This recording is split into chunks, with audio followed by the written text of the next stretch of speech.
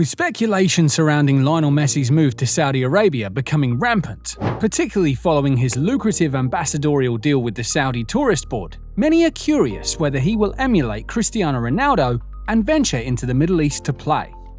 However, this is merely the tip of the iceberg, as numerous players have already made their way to Saudi Arabia to compete. Regardless of whether Messi follows in Ronaldo's footsteps, one thing remains certain: Saudi Arabia is positioning itself as the new frontier of football.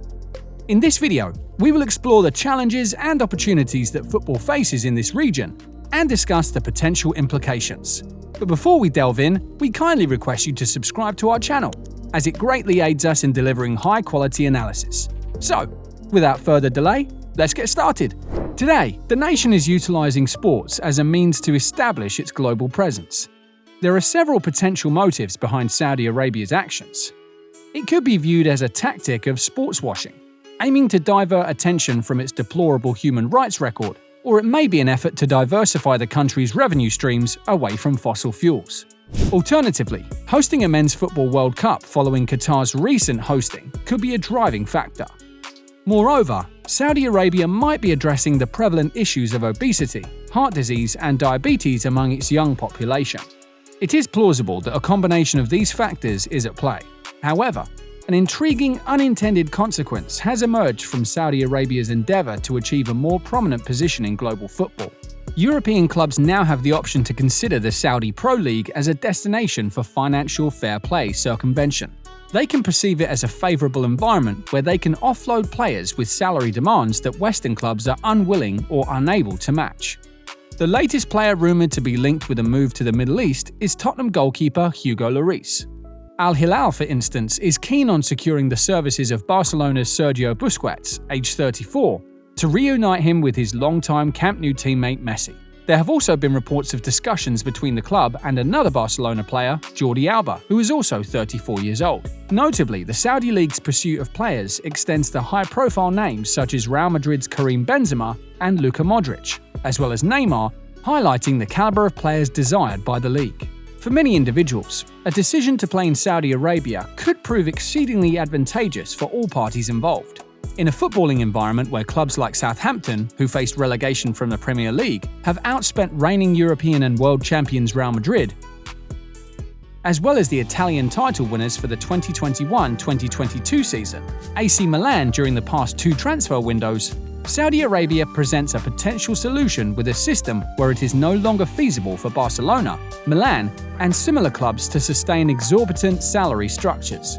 In this regard, Saudi clubs offer an alternative path, allowing them to attract the marquee names they desire by providing the corresponding financial remuneration. In many respects, this situation resembles the emergence of the Chinese Super League, which garnered significant attention in 2016 when its clubs began splurging on enormous transfer fees to acquire European players and offering them lucrative salaries. However, the endeavor to transform China into a global football powerhouse ultimately proved unsuccessful. Saudi Arabia, on the other hand, perceives itself in a different light. Saudi Arabia can highlight its achievement thus far, such as its participation in World Cups and the substantial following football enjoys within the country. According to Saudi Arabian statistics, attendance at football matches has doubled on an annual basis since Ronaldo joined in January. However, bringing Messi and Ronaldo to their league appears to be more of a public relations exercise, and there will come a point where the momentum levels off. It is now more reasonable for players below their stature to join, rather than individuals at the pinnacle of their brand, as the latter would only result in a wasteful expenditure of money. Mizahal, the president of the Saudi Arabian Football Federation, has attributed the national team's improved performances at the World Cup to the strength of the Saudi Pro League. He pointed out that the league has successfully attracted former stars from the Premier League and Primera Liga, who are currently playing in the Saudi Premier League. With nearly 150 foreign players, the league has gained recognition as one of the strongest in Asia, exemplified by Al Hilal, a Saudi club, winning 2 out of the last 3 Asian Champions Leagues. Mizahal emphasized the significance of utilizing the national team's campaign as a catalyst within an extensive and already fruitful football strategy. The aim is to inspire millions of boys and girls by demonstrating that they can achieve great things, as evidenced by the victory over Argentina. The Federation's role is to facilitate their development and provide them with a supportive environment and excellent facilities to play. It also aims to attract skilled technical personnel with valuable experience to assist these young individuals in honing their skills and pave the way for them to become the next generation of top football stars. If Saudi Arabia can boast the best training facilities, top-notch physiotherapists, and world-class medical staff, coupled with the opportunity for players to earn double what they make in England, it would undoubtedly attract younger and more promising players to join their ranks. In addition to considering training facilities and sports science, players and their families must contemplate a complete lifestyle change if they decide to make the move. Middle Eastern culture leans towards tradition and conservatism, with religion playing a vital role in societal functioning and individual lifestyles. Despite these factors, it wouldn't be surprising to witness a wave of players following in Ronaldo's footsteps and joining a club in the Saudi Pro League. Amidst the prevailing enthusiasm surrounding Saudi football, it is crucial for those in charge to capitalize on this moment and establish sustained success, avoiding the boom-bust cycles experienced in the past. However, several changes must be confronted and overcome for Saudi football to progress further.